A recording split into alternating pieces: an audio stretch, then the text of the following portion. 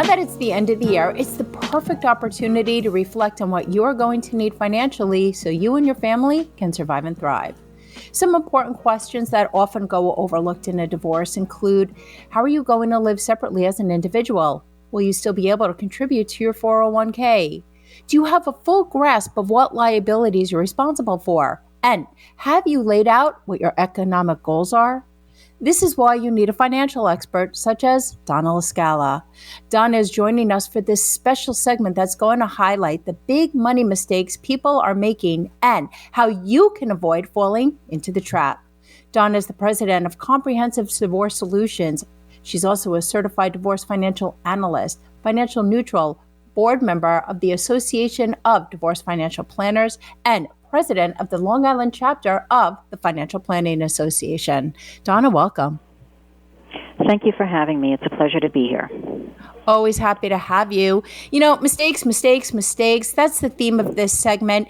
And I want to begin by asking, why is it a mistake to delay financial planning until after the divorce is finalized? You know, a lot of people think that they need to wait to figure out what their future is going to look like until after the divorce is finalized, and nothing could be further from the truth, because if you don't go in prepared to understand and have a vision of what your life is going to look like once that divorce is final, you really find yourself behind the eight ball. So meeting with a financial advisor during the process is very important. Meeting with any financial professional during the process will help you through the process. So when you're looking at things like, are you going to have a mortgage? Do you still have the home? Is there a prenuptial agreement? Do you own a business? Do you have partners? What vehicles do you own? What property do you own? What loans are outstanding? Do you have life insurance? Do you have estate planning documents in place? And how are all of those things going to change once you get divorced? You need to start planning for that before your divorce is final so that you're prepared to move forward. How can a person who is not financially savvy find the right financial expert to help them do this? You know, it is a very small community when you're talking about divorce professionals.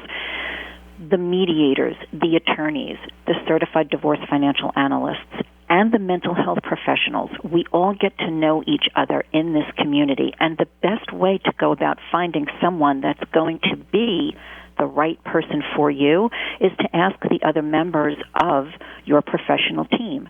So if you have a mediator, if you have an attorney, if you have a mental health professional, you can go to them and say, hey, I really think I need a financial expert to help me through this. Do you know anyone that you would feel comfortable recommending? The other way to do it is to go on certain websites, but it's always better if you get a recommendation from someone that you already know and trust. Let's talk about another big mistake, and it's one people make quite frequently, and that's forgetting about any and all liabilities that have incurred during the marriage, even if they were not the party responsible for taking out a loan or incurring all these debts.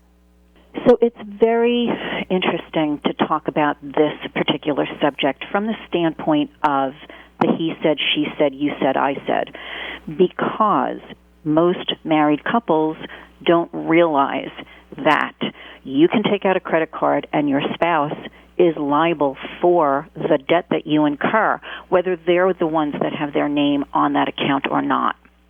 Your spouse can take a home equity line of credit against your marital residence without your knowledge and permission. You can have college debt for children that's incurred during the marriage. These things, because they happened during those two guideposts, the beginning and the end of the marriage, are considered marital. It's difficult to then unbundle that and say, well, you took your new love interest to Las Vegas for the weekend. That's not my responsibility. It's very hard to prove that. So all debt incurred during the marriage can and will be considered marital depending upon your situation. So you have to be very careful about not just thinking about the assets and the income, but also thinking about the debt. Why is it a big and costly mistake to waste time on focusing on all the wrong things? And can you please give us some examples of what those might be? So again, going back to the, he said, she said sort of a scenario, a lot of people going through a divorce. Now, let me take a step back and say, yes, it is extremely emotional, and it is extremely overwhelming and frustrating when you're in a situation like this and your soon-to-be ex-spouse is off gallivanting around the world or going out to fancy dinners or renting a new apartment for $5,000 a month, and you're home wondering how you're going to put food on the table. And these things do happen. But focusing on their behavior is really not the right thing to do, because in the end, it kind of doesn't matter. Because you're going to receive the assets that you're entitled to. You're going to receive the spousal support or child support that you're entitled to. Their income is not going to change because of their spending habits. The only thing that might change is that they're taking money that they shouldn't, and that's really a different scenario. But focusing on their behavior, on the other person's behavior, is really a waste of time, and it can also be a waste of money, because if you hire someone like me, like a CDFA, or you hire a forensic accountant to find out what it is that your soon-to-be ex-spouse is doing, it can cost you a lot of money, and you may not actually make anything back in the long run. So you have to really weigh your options and say, okay, how far down this rabbit hole do I really want to go? And should I be focusing on what they're doing, or should I be focusing on my future? And hands down, it's always focus on your future, in my opinion. Why is it a mistake to not keep track of what you are currently spending, especially if you're putting everything on credit cards? So, you and I have had this conversation in the past, and I always say that the problem that we have today with a lot of people is that they don't know what their cash flow is. Because we're using credit cards, because we're using debit cards, that piece of plastic is the devil, because we're not really sure how much we're spending. So when you look at cash flow, and we all know that the word budget is a nasty word because nobody wants to be put on a budget. We have to understand what's coming in and what's going out. And if you're constantly using credit in order to fuel your life, you can get into a lot of trouble because it's much easier. It's instant gratification and delayed consequence, and you're not keeping track. So one of the things I always tell people is start a spreadsheet. And if you can't use a spreadsheet, write it down. Do it the old-fashioned way. I was here, I spent this. I went out there, I spent that. I bought this, it cost this much. And this is my income. This is what I brought in, and this is what's going out. Because if you don't know what you're currently spending, you have no idea what you're going to be spending in the future once you are now two separate households, especially when you have kids. Yeah, and that's going to lead me into my next question. Why is it a mistake to overlook future expenses when it comes to those kids? So, for the most part, the current expenses are handled with child support if the children are under the age of 18. But most people forget you have those kids, and let's say you're getting divorced and your kids are 15 and 11. College is looming, and that's a huge expense. But we also know that the extracurricular expenses can be enormous. And so every detail needs to be put down on paper. It needs to be accounted for. But those future expenses, those college expenses, people don't think about everything that's involved. The books, the supplies, the dorming, if they're dorming off campus, the food, the transportation, and even before that, the expense of doing those college searches, the application expenses, possibly hiring someone to help your child write a good essay. All of those things cost money, and if you don't really think about how much that's going to entail, you could really be caught behind the eight ball. Because if you don't lay it out, it's very hard to then go back and say, hey, we have this expense coming up, And if you're divorced already, how do you then renegotiate what that's going to be? So thinking about all those things ahead of time is very, very important.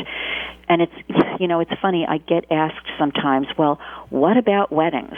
Well, let me tell you something. There is no agreement on the planet that's going to take that into account, but if you have a good relationship, a good working relationship with your mediator, your attorney, and your soon-to-be ex, you can bring it up and say, hey, we had put this money aside. Are we still going to have that money set aside for our child's college, our child's wedding, our child's whatever? Because once you have children with someone, you are with them forever. You are connected to them forever.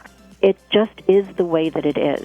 So the more you can plan and the more you can think ahead, the better off everyone is going to be. Because it's very hard to go back to the well when you have a huge expense like college.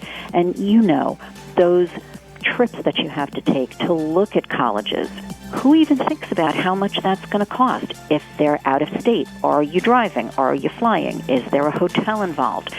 It's very, very important to think about all those potential future expenses. And even when you have young kids, they're not in high school yet. They're not doing all the extracurriculars. They're not doing the travel teams. They're not doing the recitals and the costumes. And, there's a lot of stuff that you really have to think about when it comes to future expenses for your children that are outside the purview of what child support covers. Great information. Donna, thank you so much for joining us. Happy holidays. Don't forget, Donna LaScala, President of Comprehensive Divorce Solutions. We will be right back. At Comprehensive Divorce Solutions, Donna LaScala provides the tools for people to deal with assets, debts, equitable distribution, and retirement in divorce negotiations. We hold your hand during and after the divorce process, providing a roadmap of what happens next and into the future. Divorce is difficult whether you're initiating it or not. It's fraught with emotion. When you deal with emotions, you are not dealing with logic, making it more difficult to decide what to do with your money. Hiring a professional to assist you in walking down the money path is crucial to avoiding potentially costly mistakes. Donna's goal is to make sure that each individual knows how they are going to be able to survive and thrive during and after divorce. As a CDFA-trained mediator and collaborative financial neutral, Donna helps people get unstuck and move forward towards their post-divorce future. Call Donna LaScala at 516-218-6919, 516-218-6919.